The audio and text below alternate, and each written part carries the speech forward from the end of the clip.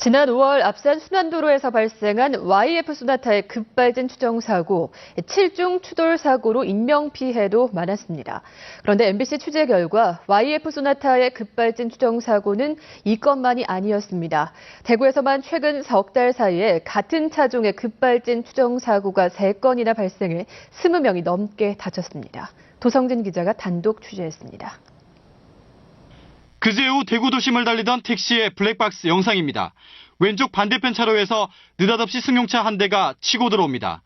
1차 충돌에도 속력을 못 이긴 듯 탱크처럼 5대를 잇따라 들이받습니다. 내가 볼 때는 시속 한 200km 이상으로 날아오는 것 같아요. 그래서 막 차를 막 연달아 막 한 6대를 치고 저거는 급발진 사고다. 저렇게 막 올 수가 없다.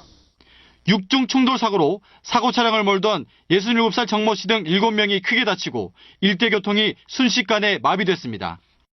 엄청난 속력으로 신호 대기 중이던 차를 잇따라 들이받은 정 씨의 차는 이곳 인도위에 와서야 겨우 멈춰섰습니다. 자칫 대형 인명피해로 이어질 뻔한 아찔한 순간이었습니다. 브레이크를 잡아도 이게 브레이크가 쑥 닫히고 안 돼요. 말이 안 되는 게요. 속력이 계속 더 올라가는 거예요. 차를 멈출 수 없으니까.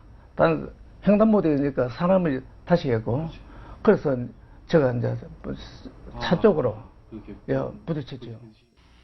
도심 내거리 9분 우회전길에서 시속 130km에 가까운 엄청난 속력으로 질주하다 인도를 가까스로 피해 반대편 차로로 뛰어든 겁니다. 구입 넉 달밖에 안 된 YF 소나타로 지난 5월 대구 앞산 순환도로 사고 때와 같은 차종입니다.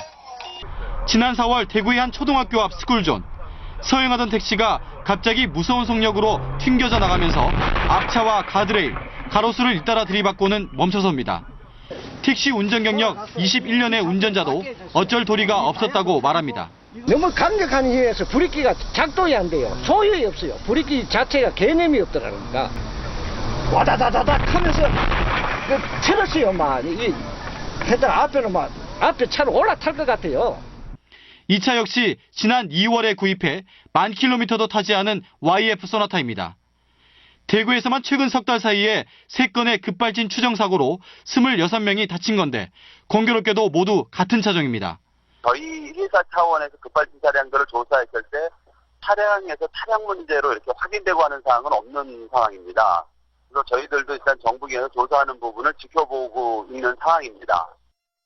YF 소나타는 미국 컨슈머 리포트에서 호평을 받았지만 최근 급발진 추정 사고가 잇따르고 있고 미국 주요 언론들까지 보도하면서 현대차는 곤혹스러운 표정을 감추지 못하고 있습니다. MBC 뉴스 도성진입니다.